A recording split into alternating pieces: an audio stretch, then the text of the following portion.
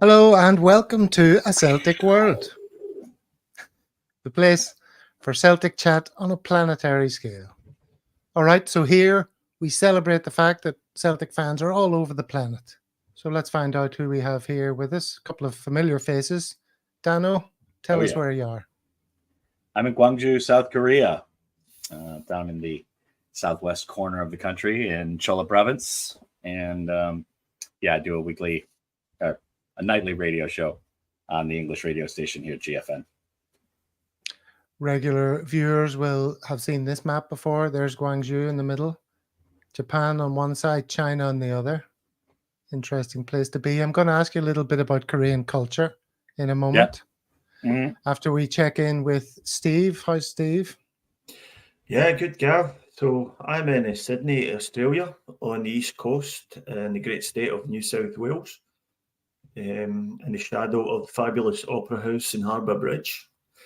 Prior to that, I was born and bred in the Ayrshire town of Kilwinning, which is a bit of a sectarian cesspit, but never mind.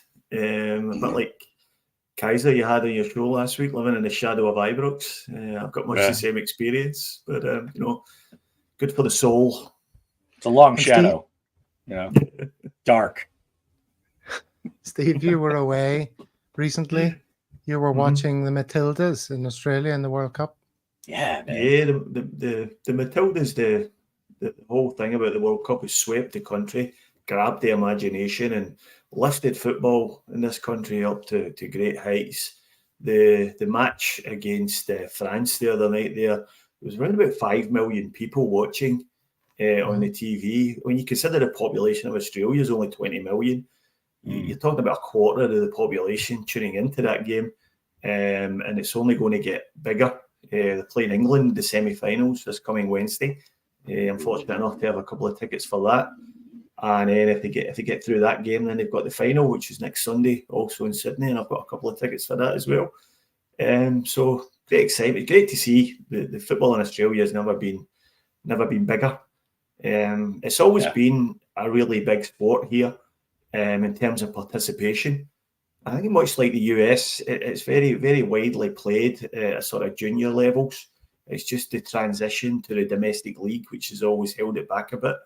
But now with both the Matildas and the Socceroos, who were at the last World Cup, interest in the national teams is really, really at its peak just now. And I hope they can capitalise on it once the tournament's finished. Yeah. Who's in the other semi-final? It is Spain against Sweden. And that's tomorrow night, Tuesday night.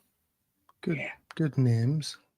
Seems like Australia is kind of similar to the US just because there's just so many other popular sports too. Everybody down there is playing rugby, Aussie rules football. There's just so many other kind of quote unquote bigger games. But yeah, it strikes me as similar to the US like that. Like I could go on a bit of a rant about it, to be honest. For me, it's treated like a minority sport. But it's not a minority sport. It's the biggest in the country in terms of participation. And I think the viewing figures that we're getting from the World Cup just now are showing it's also potentially the biggest in the world for TV audience. Sorry, the biggest in the country for TV audiences. And I think the football authorities themselves are probably as much at fault as anyone for treating their own sport like a minority sport. I'll give you an example. For instance, it's played in the summer here, the domestic league competition. And that's, it's a nonsense because, down here, summer temperatures during the day can easily hit 40 degrees. You can't play a game of football in that. It's certainly not any kind of expansive game of football. And the reason they do that is so they're not up against the sort of more traditional sports like rugby league, rugby union and Aussie rules. But one day they'll have the confidence to go up against these sports. And I think they'll find they'll do better probably than they think themselves. Yeah, they used to call it wog ball, didn't they? Rather pejoratively. Do you still hear that term? Yeah, you still hear it. Yeah, wog is a term that's thrown around. Here, it's almost seen as a kind of caricature rather than a racially offensive term. And they sort of that was what was a lot behind the A League because all the old football teams were all based along ethnic lines. You had like Croatian teams. You had Greek Yeah. teams like Ange came from South Melbourne. You had Italian teams, and it was quite a bit of friction between these groups, and the A-League was supposed to take all that away. Some of the teams they've got it right, and other teams they haven't. So, one interesting development is that they're creating a second tier, like an A-League 2, and a lot of these older, more traditional clubs are getting an opportunity to apply to be part of this A-League 2. So they're trying to set up a pyramid structure so that sort of more ambitious clubs can maybe grow and give them a bit of a higher ceiling than they have now. So I'm quite hopeful that will lead to some decent growth. Interesting. Okay, well, look, we'll get into talking about the Aberdeen game in a second. I just wanted to pick Dano's brains about something to do with Korea and Korean culture. I want to tell you that my weekend was dominated by an experience with Korean penises.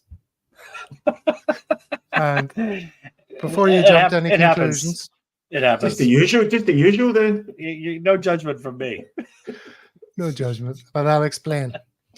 It was my kid's 9th birthday party at the weekend, right? And as part of it, we had I don't like how this is going. We all went swimming. Just calm down. We all went swimming, and I was in charge of a bunch of unruly boys in the changing room. Now, the place I live in is very popular with Korean tourists. And as I'm in there trying to make sure they don't lose their stuff and put their stuff in lockers, and they're shouting and screaming, this Korean dude just comes casually, butt naked, not carrying a towel or anything, just strolling across the changing room and into our little section.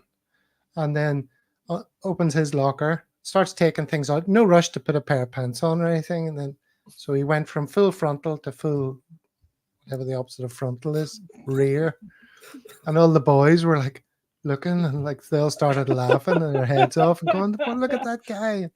I saw a hairy one." And I thought maybe he was just a bit of an oddball.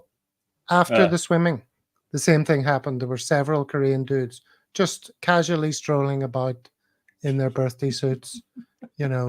Like, it makes you think about changing room culture. Now, I'm not a fan of, hiding away in the corner with a towel wrapped around you and all that carry on.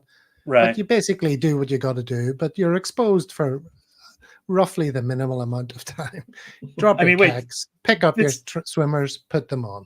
Right? This is in like the locker room, the changing room type of thing. I mean, it's not. They're not walking around the pool naked or something. Not by the pool, is it? I mean, but yeah. I mean, you must have. Is that the Korean way? I mean, yeah, they'll keep here in Korea. If you're at like a gym or something like that, at the pool, whatever, they'll strip at the locker, put everything in there, go get a shower or whatever they're gonna do, and they're just strutting around buck naked between the locker and stuff. That's totally normal. When I was at a gym up in Seoul, I could have sworn I was mentally projecting this one guy like he wasn't real. Basically, every time I would finish a workout, this same guy would be in the locker room, 1 foot up on the sink, blow drying his bunghole. Like every time it was like our schedules were synced or something like that. And I'd finish my workout and there's whoosh, wow. blow drying. Pure accident, purely by accident, Dan. It was. You didn't time that. We're talking about a pretty overweight guy too here, fellas. Like it's not. I pictured an Mr. Adonis. Fitness. Oh God! Every day for months. It's ridiculous, man. I started going at a different time because of this guy. One of the things that used to put me off going to saunas back in Scotland was the sight of old men naked eating bananas. Around, yeah, I hate that. Used to eat bananas as well. Used to sit in the sauna completely naked eating bananas. There's Is that a euphemism? No, I'm actually eating bananas.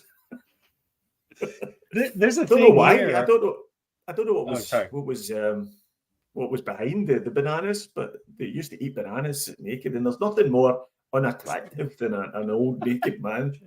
Oof. Eating a banana.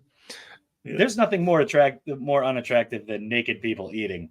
period. I mean, like here in Korea, there's a big thing about going to the sauna, and like some people love this. They eat like sandwiches in the sauna, like they're like eating a Dagwood sandwich and just going to town. I don't know what it is. They say like the moisture makes it just so delicious or whatever. It's fucking gross to watch.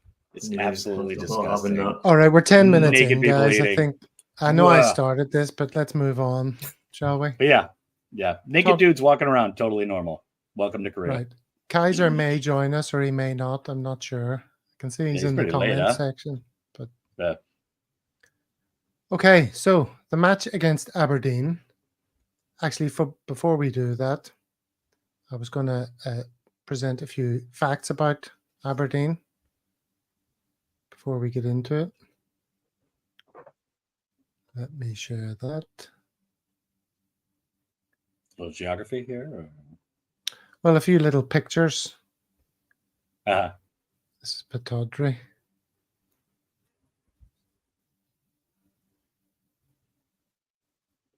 Look how close Pittodrie is to the sea. You see the sea there? Mm. That's the stadium, obviously. There's the sea, and they've I've squeezed only a been little. up there once. I loved it.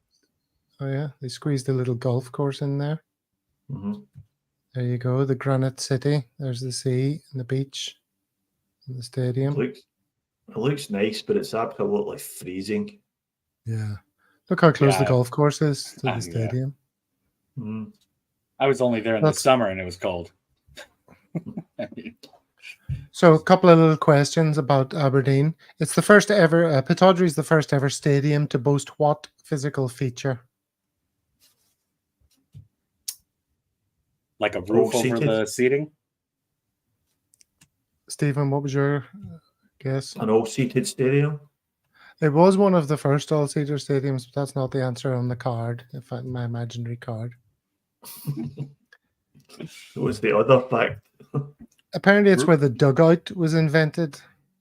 Huh. Literally a sheltered area set below pitch level because the manager was all about footwork and he wanted to see the players' feet from a better vantage point. Yeah, Still so why called was the dugout everybody today?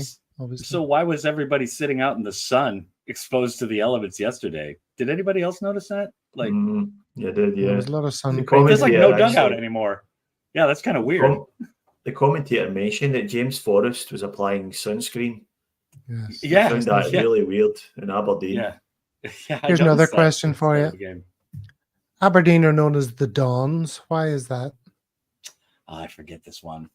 I knew this girl from Aberdeen when I first moved here. I know the answer, but I'll let Dano. Well, I've go got ahead. 3 possible answers here. It's the River Don, isn't it? Flows through Aberdeen. That's one of them. No, that's They the, say that's the there's- correct answer.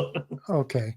Well, 2 other proffered answered are that it's a university city, and this is a nod to its reputation as a centre of learning, as in Oxford Dons, or also because people from Aberdeen are known as Aberdonians, which can be shortened to Dons. Okay, enough of all that fun. Let's get on to the game. The first question I have here is, what did you think of the starting lineup, and did Hatate make it? Dano, what are your thoughts on the starting lineup? We know Hatate didn't make it. He did come on. Tell us your thoughts about the team that was put out. I mean, I know he went out injured, but he should have been the pick. Turnbull was kind of so-so. I mean, I don't think he had a terrible game, but he was kind of aimless. Didn't have much going on. Took a couple shots that ended up in the 35th row or whatever.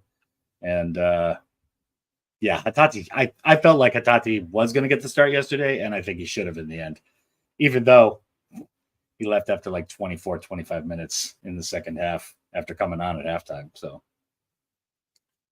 other than that, yeah, I don't know. It was generally what I thought would have been the starting 11, aside from Hatate not getting the nod. So yeah, Steve, were you happy enough seeing Turnbull start? Did you think Rodgers had to start him after recent performances? Yeah, look, I expected him to start Turnbull, basically because there was no real reason to drop him. He played well against Ross County, scored a couple of goals, generally sort of right. acquitted himself well round. But I agree with Dano. What happened when Turnbull was completely lost. The start of the game was really frantic.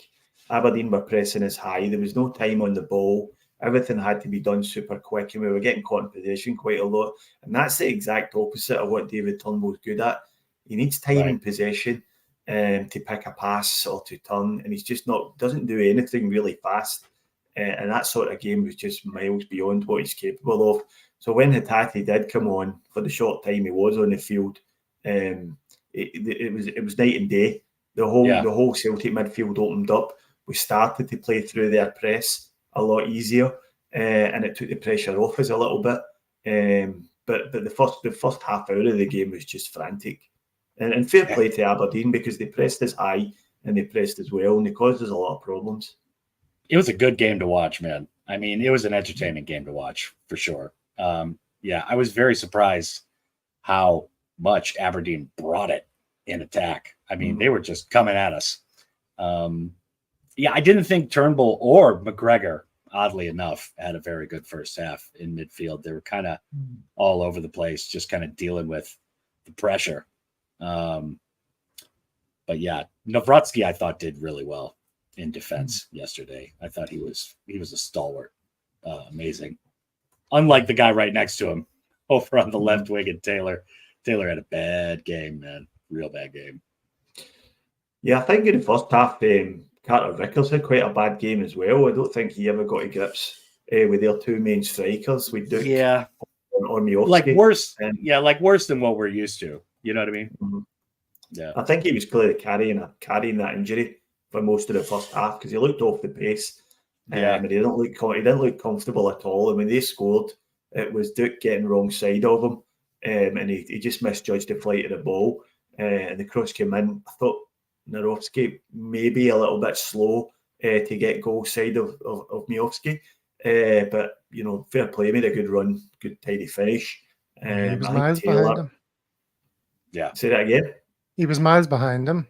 Yeah, he was. Yeah, I think he ran from behind Taylor as well. So I think Taylor got caught ball watching a little bit as well. The two of them could probably share equal culpability for that goal, as well as Carter Vickers getting caught wrong side of the ball. I also thought perhaps Joe Hart could have came out to claim the first ball that got played over the top, but he didn't. Stayed on his line. I haven't watched it a couple of times back. Maybe that's a bit harsh, because if he comes out there and commits himself, he's at risk of giving away a penalty and a red card. So he probably did the right thing with staying in his line, but not good defending all round.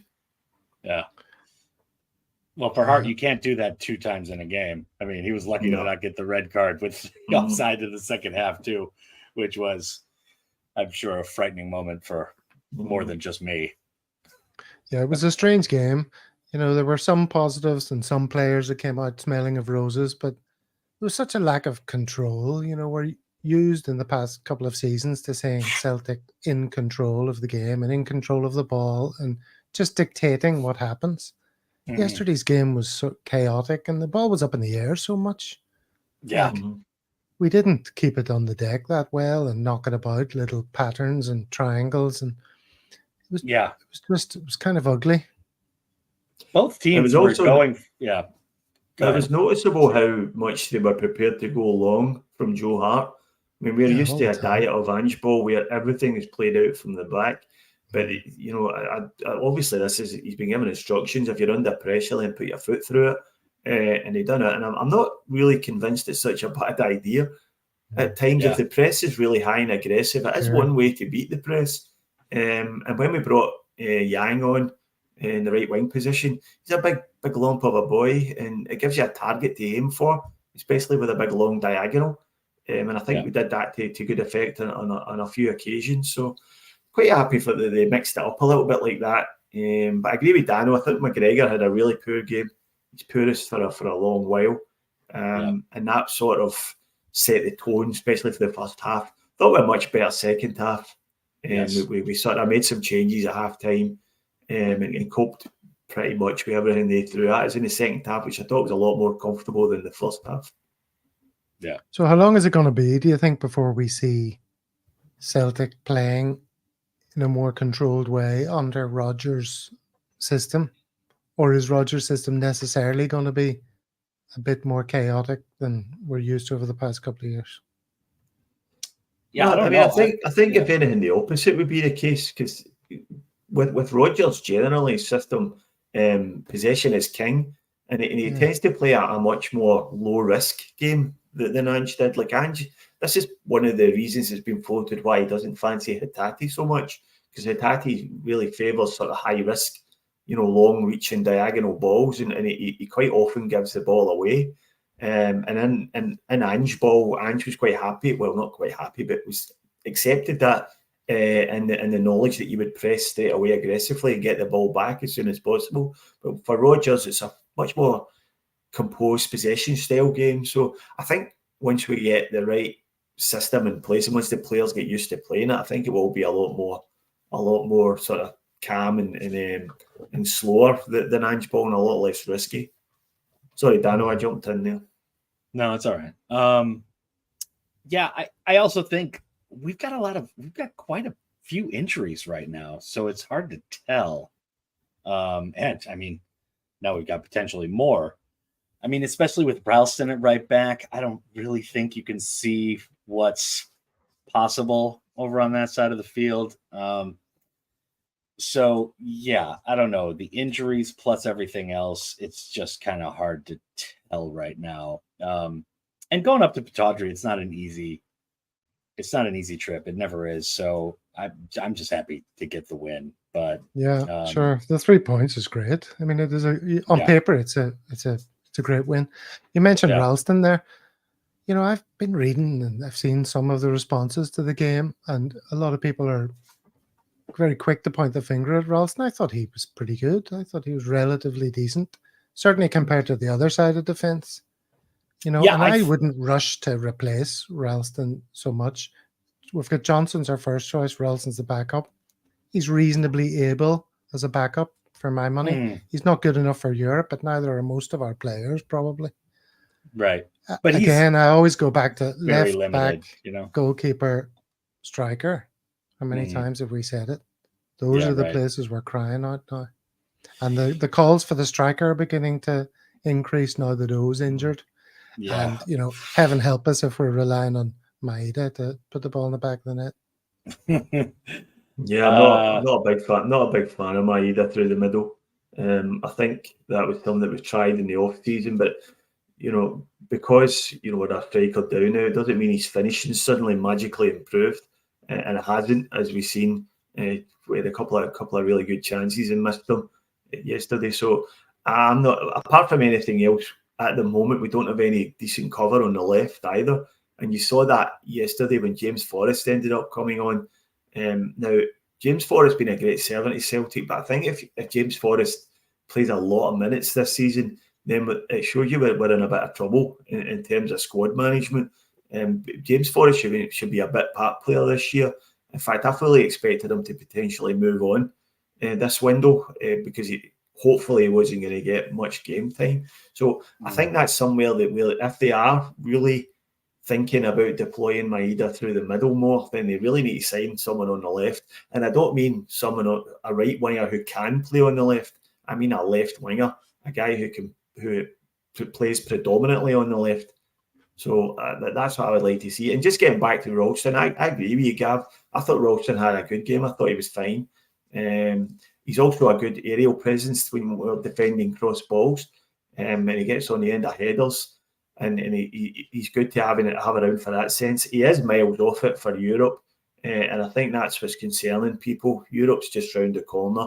And if he's still... Nobody's got any real handle on when Alistair Johnston's going to be back.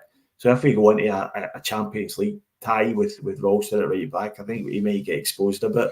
And it's absolutely true to say Taylor will as well, probably in a worse sense. And Taylor's the first choice left back, so that's probably why most people reckon that's where we should be focusing our recruitment efforts.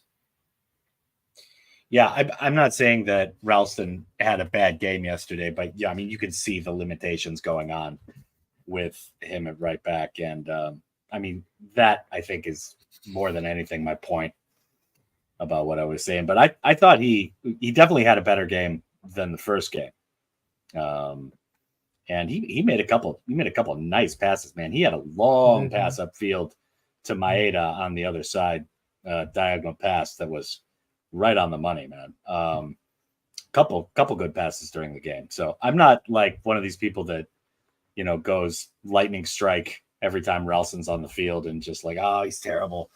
I'm not like that, but you can see the limitations, you know. So I'm wondering about all these Celtic YouTube channels that have been creating all this content for the past week about how Turnbull is going to figure heavily in Brendan Rodgers' plans, and he's practically going to build a team around Turnbull. And then he goes out there and he was absolute dug meat, as they say. You know, his first touch wasn't it like he just spooned it out of the over the byline. Yeah. And then he got a card. He got a pointless card for doing something stupid. Right, just in almost the D, everything he too. did. You wonder, you know, it's this kind of curse. We've seen it 1,000 times. You see it with Abada and Haksabanovic. They all look good for 10, 20 minutes when they come on. So you give them a run in the team and they never capitalize on it.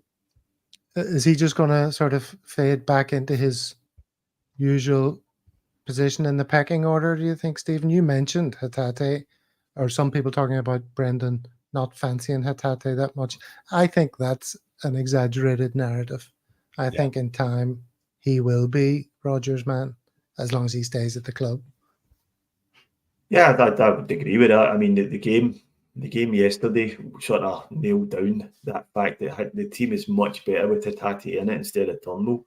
I mean, anybody could see that. Now, I'm not really quite sure what was going on when he was picking Turnbull above Hatate. Maybe he was trying to prove a point because Hatate had some very average performances in the pre-season friendlies. So maybe that was just Rodgers firing a shot across his bows, saying, you know, you're not walking into this team here. You have to earn your place. And in contrast, Turnbull played quite well in the pre-season friendlies because, you know, that's the sort of games that suit his game. It's really slow. You know, it's not aggressive. There's no high press. But now I hope, you know, obviously Hatate's injured now, so he might be out for a couple of weeks. But if he's fit, I would fully expect him to be in the team. And I think Turnbull is going to have to content himself with a place in the bench and coming off the bench for maybe the last 20 minutes of games.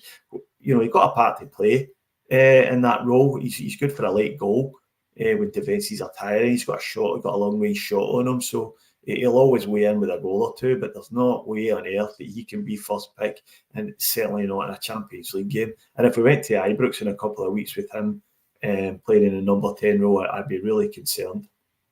It's almost like in American sports, Dano, isn't it? Where they have these guys that are just good for coming on at the end of the game to kick a goal or whatever expression you use. It's almost like that is what his role is limited to in some people's minds. Yeah, like in baseball, a relief pitcher or something like that. A guy just comes out and pitches an inning, and then he's done. He's just got a role to play to get some outs. I think Turnbull, what Raj sees in him though, is kind of a right-footed free kick specialist, like somebody who can add maybe an extra dimension if he's on the field with O'Reilly at the same time, and we have some free kicks. Is that valuable enough to have him starting? I don't think so. Not over Hatate. I mean, it's, you know, I don't think there's an argument there. But speaking of free kicks, yeah, O'Reilly took one. Did you notice the little spat he had with the referee about how far the wall was away? The wall was about 5 centimeters from where he spotted it. That was ridiculous. Yeah. And he called at the referee and was like, "Look, deal with the wall." And the referee's like, "Shut up, get on with it." And O'Reilly was fuming. But I think the ref was generally like that with us yesterday. He was just like, "Shut up, get on with it." It was a bit annoying. Yeah, it was a bit annoying. Yeah. The O'Reilly, it'd be amazing. He's the kind of guy who could add set pieces to his game. You could imagine him stroking them in top corner, left, right, and center. If that makes any sense, but you know what I mean. Yeah. He's got it in his locker, you think? I'd love to see a bit more of him taking free kicks from that area. Yeah, I I reckon. think you're right about that. I think, having him on free kicks as like a left-footed option is a good idea. And he's still, I think we kind of forget how young he still is. I mean, him and Abada, they get a lot of minutes, but they're still very young. There's still a lot of development and additions to their game. I think that would be a very good addition to Matt O'Reilly's game, who, for me, it's basically between him and Navratsky for who was, man of the match yesterday. So, Yeah, I had O'Reilly as my man of the match. I thought he had a great game, and I think I'm really excited to see the level O'Reilly can go to under Rodgers. I think he's a player that will really flourish this season. I can see him, yeah, obviously a bit early, and you don't want to jinx it, but I can see him taking out some Player of the Year awards this year if he stays fit. I thought it was excellent yesterday, and he's the type of guy that if he benefit, obviously some of the comments he's been making the last few weeks about Ange. Some a little bit barbed comments about Angie's management techniques, and I don't think he was a big fan. So now having Rodgers is more of an arm around the shoulder type of coach, and maybe that's the sort of coach that Matt O'Reilly needs. And I expect him to go up levels this year. He's pushing for a place in the full Danish national team, and I expect him to get there. And I think, this time next year, he might be the next one that moves on from the club for massive money. But I'm expecting a big season from O'Reilly for sure, and I thought he was excellent yesterday. Yeah, definitely. And my boy Yang got his first Celtic assist. Fantastic.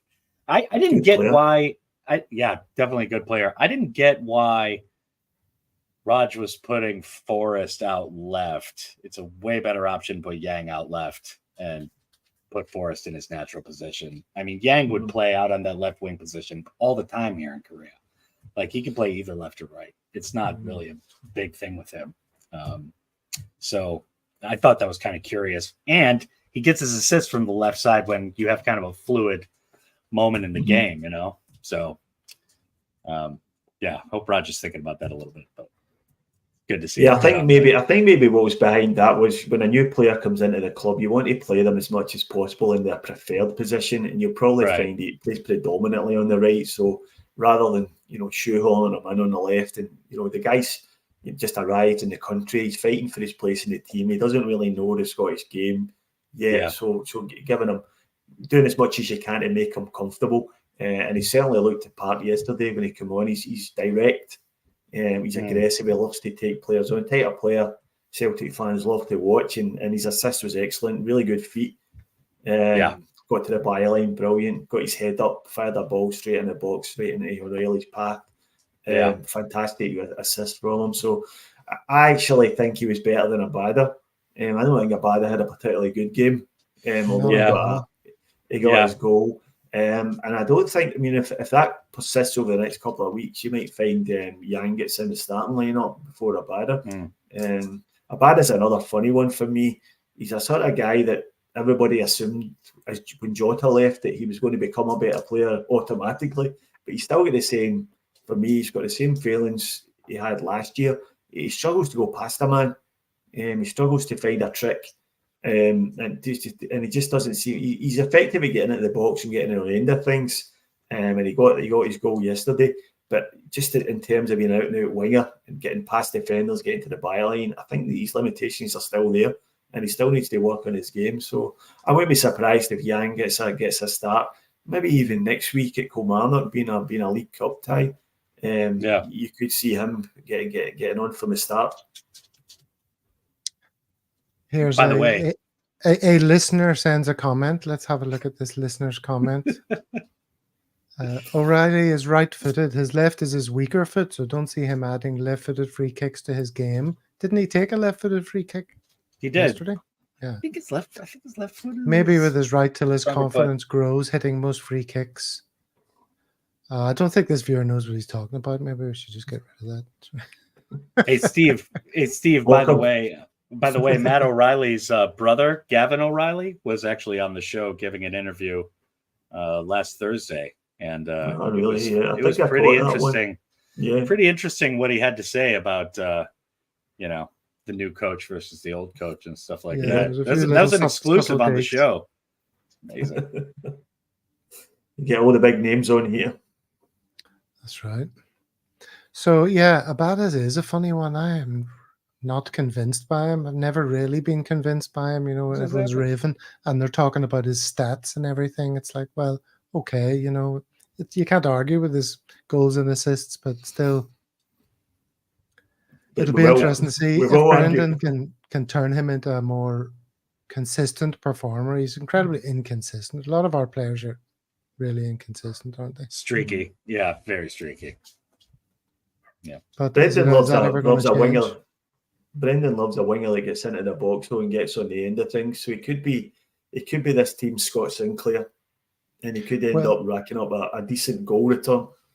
But whereas not being so good, and that was Sinclair's game. He wasn't so great at going past men either, but he always just popped up in the box at the right time. So that's a valuable asset to have. But I just feel as if as is being mooted around the socials, that we do go and sign a left winger.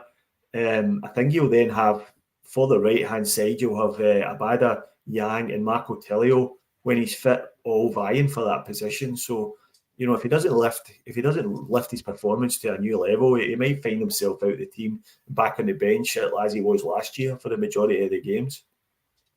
Yeah, Brendan loves a winger. You know what else Brendan loves? A Celtic World. Yeah. Brendan, do you keep up to date with the fan-made Celtic content on social media like Twitter and YouTube? Well, I'm not on Twitter or YouTube, apart from Dr. Pimple Popper. And of course, the podcast, A Celtic World. Very, very high quality chat, entertainment.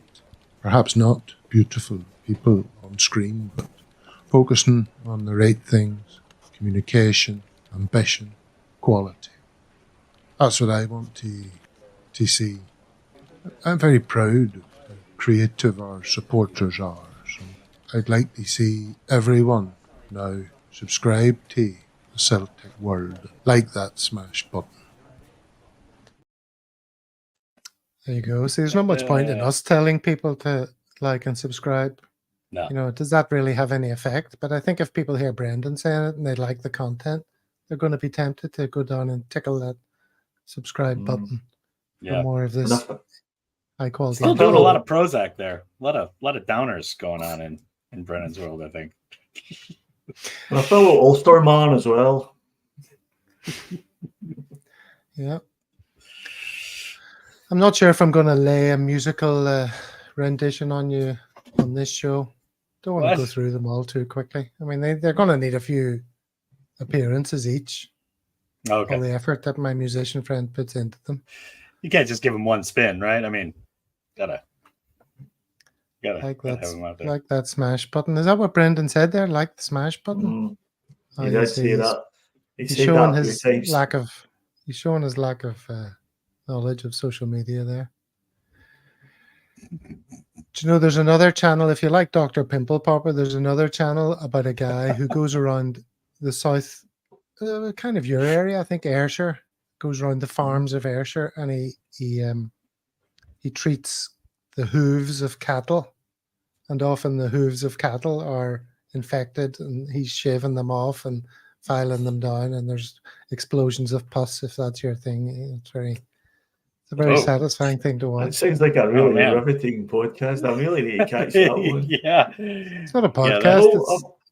I've often thought about cows' hooves pus. Well, it's surprisingly satisfying. I think you'll agree. Whenever you watch it. Oh, man. Okay, so we've spoken a bit about the performance and various players. Now, the big news, of course, at the moment is transfer activity. Lord Gustav Lagerbielke appears to be in. That's still not official, is it? Or is it official today? No, not yet. It's not yet. It's as official as an unofficial thing can be. He's pretty much confirmed it. His coach has pretty much confirmed it, and Rodgers stopped just short of saying it yesterday. So I think you can take that one as being pretty much done. Well, the good news is I've seen some people referring to him as Gus, which is a good solution to the name pronunciation conundrum that everyone seems to have with these signings. So Gus and Rocky might be our two central defenders if CCV is out. Or if you take Carl Starfelt and we did this Gustav. last week. We did this last week. Oh yeah. Karl Lagerfeld. Yeah. You're behind the 8 ball. I am behind the 8 ball. He's a baron or something, isn't he? This guy. You know, like 300 to line to the Swedish throne or something. Yeah, he's like Swedish royalty, man. You know, I mean, like the 9th tier down or something. I mean, those families are ridiculous, man. But still, multiple tiers down and royalty. Imagine how much the other side of the city would be loving that. Right. They love a bit of royalty. All sorts being made. From the blondest, whitest country on earth. Yeah. So what are Brendan's priorities for the transfer market? Not what we think. I'm forever saying what I think, but where do you think he's going to improve? There's a number of players who are still available. There's the goalkeeper. Remind me of his name. Livakovic. Yes, Livakovic. Fabian Reeder's still not moved anywhere. All these names we've been linked with since the start of the window. Him, man. Oh, good player. Yeah, Livakovic. Why not go get him? Just do it. What are they doing? Is he not willing to come, or I don't know what the story is? But he's not that expensive.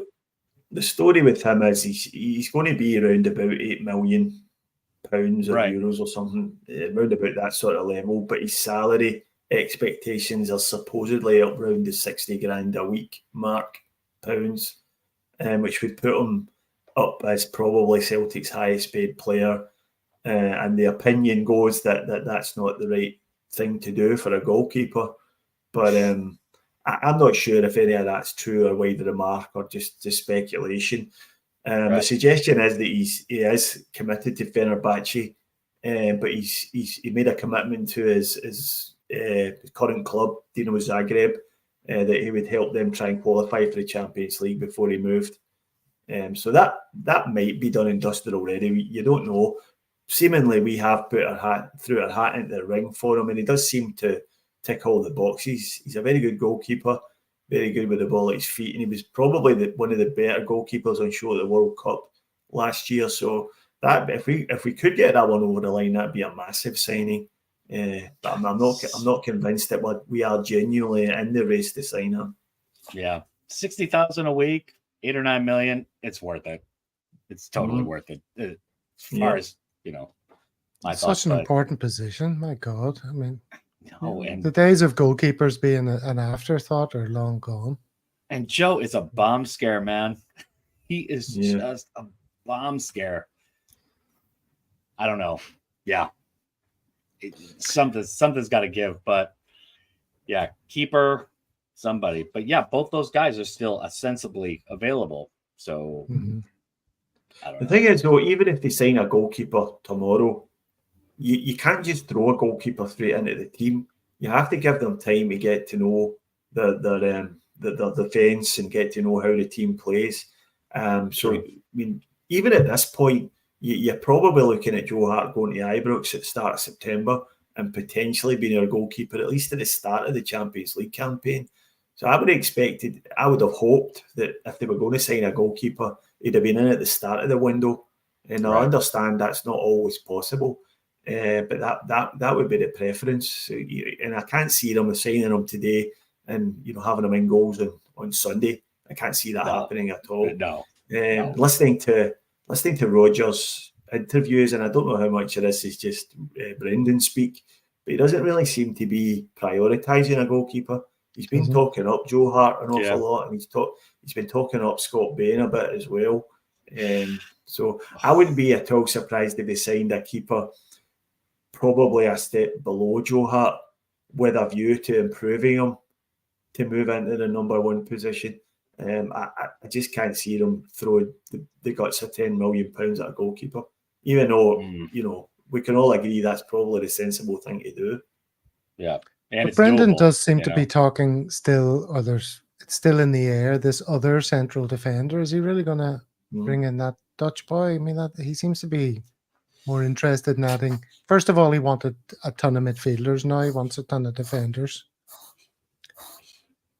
I hear a dog. Yeah, well, he said this. Sorry, He Adam. said today. He said in the post-match interview he was really happy with Stephen Welsh and how he played, and he wants Stephen Welsh to stay. So there was some talk of Stephen Welsh leaving, but he seems to have nailed that one down, and that's not going to happen. So if you've got Stephen Welsh there, and then you've got Carter Vickers, Narovsky, and the Count who's just coming in, then that's 4 central defenders vying for 2 positions. I can't see him signing a 5th one, unless they talk about Welsh is wrong and he is going to get moved out. I just can't see that though. I think if they sign Gustav Lagerbielke, that will be the end of it for central defenders, I think. Yeah. And are we worried about CCV and his injury, or do we think that was just precautionary, him and Hatate coming off before it got too bad? Yeah, it sounds precautionary, but who knows? Didn't look very comfortable walking out to the bench. He looked as if he was limping heavily. So, I don't think he'll play next week. I think that's a given. They won't have him out in that plastic carpet down at Kilmarnock. They'll rest him definitely, but hopefully maybe the week after. But it's hamstring, and you never know. Hamstrings are really dodgy because you don't really know until you try and run on it. If it's 100%, and if you tweak it again, you're out for another 4 or 5 weeks. Yeah, well, he is incredibly important to us, and I don't think that'll change even if others do come in. I mean, maybe the load will be shared a little bit here and there, but he's still central to our team. So despite what I said earlier, I am going to lay a little musical treat upon you. Oh, yeah. Yes. Yes. Here we go. It's the main event. Do it, man. Although he may not be the tallest, I am unconcerned. As the brain of Beckenbauer, Cameron's bigger than others. Cameron's bigger than others. Cameron's muscles are bigger than other guys' muscles. Cameron's bigger than others. Cameron's bigger than others. Cameron's muscles are bigger than other guys' muscles.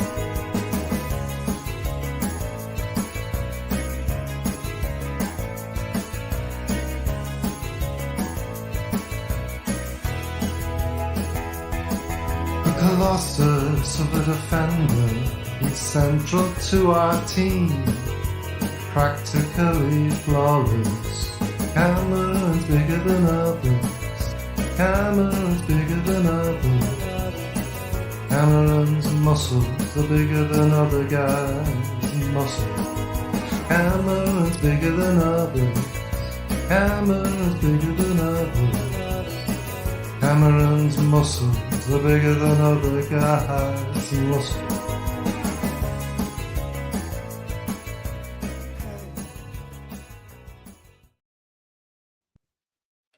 So there you go. Cameron's bigger than others. Instant classic. You've ruined my childhood. I grew up with the Smiths. You've just destroyed it.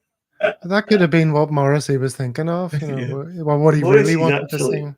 That was the initial Morrissey's he's played a couple of shows in Sydney in December, Morrissey. I was thinking of buying tickets, but I don't think I'm going to bother now. You'll be asking him to sing the CCV song, Morrissey. Sing the Carter Vickers song. Classic. Yeah. Well, there you go. That wasn't quite as falsetto as some of the other ones. Do you appreciate that tone, that pitch? Yeah. I mean, you're the producer, man. I mean, you got it. You got it. Nailed it there. Nailed it by ruining the man's Kaiser is agreeing with your sentiment there. Wait, I mean, Morrissey lately has been off the rails a bit, hasn't he? Douchebag, anyways. Yeah, I mean. Oh no, come on! We don't want to go. We don't want to open that can of worms. That's a whole podcast of itself. Yeah. One thing I will say is Celtic fans know what it feels like to be dealing with a hostile press and there's no doubt he has a hostile press out to get him at every turn. Yeah.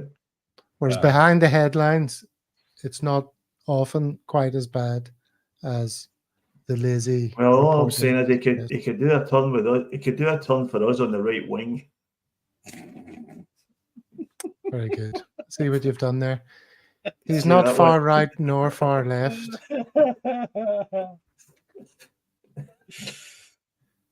Anyways, okay. Social media recommendations. Anyone have anything exciting? Oh, you mentioned one earlier to me, Steve, which I will bring up now. This is, well, you talk us through it.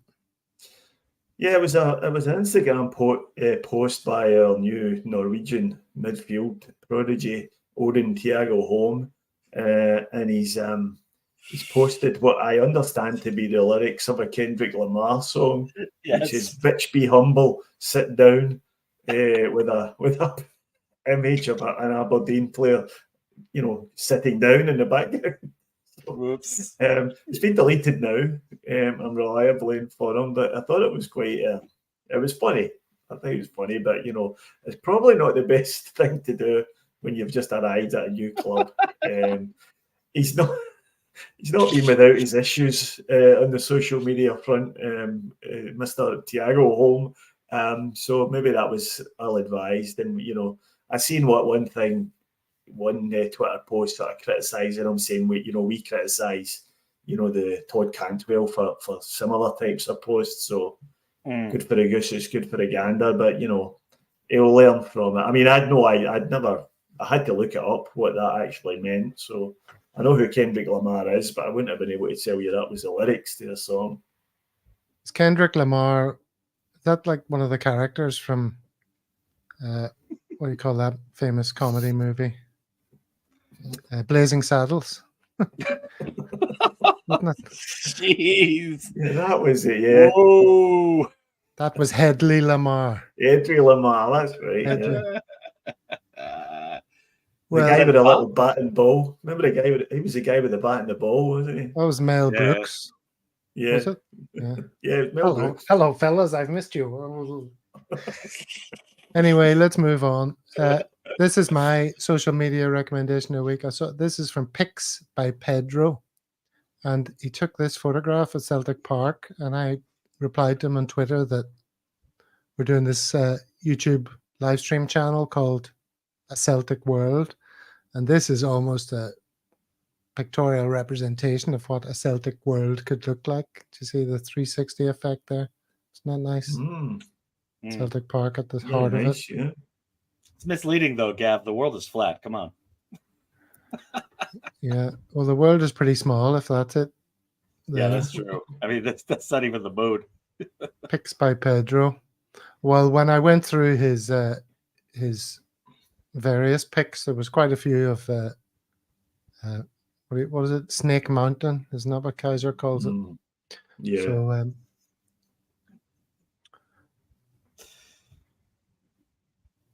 not sure what that latest comment is there, but I can't.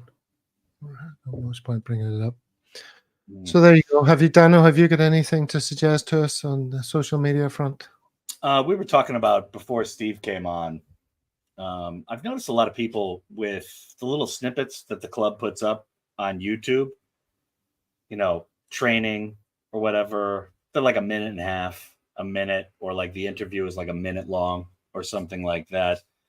But I have noticed with my Celtic TV subscription that you can get, the full version of all those videos just over the past few weeks. And I noticed a lot of people on YouTube, not necessarily just people in Scotland and the UK, where they're probably already paying enough for watching football or whatever on the local cable providers. But a lot of people who are quite definitely abroad complaining about, these clips are too short. Where are the longer ones? Well, they're all on Celtic TV. So I thought it was something that's kind of made my subscription a little bit more worthwhile than it already was. So, yeah. Okay. That's about Just realized I haven't had this banner up at all throughout the entire show. That's supposed to be running across the bottom. See, that's why we didn't reach 1,000 viewers today. Yeah, we're just about 840 strong on the live stream as we speak. Thanks everyone for tuning in. That's wonderful. Get him in. Get him in. As you can see, it's got some of the social links there, and obviously a little call to like and subscribe. So I'm sure they'll be doing that in their dozens. There you Don't go. forget to like This that smash episode. button. Like, There you go. smash button. And on that bombshell, ladies and gentlemen, let's bring it to an end. Thank you so much, you guys, for both being here on the Celtic World. You're most welcome. Absolutely.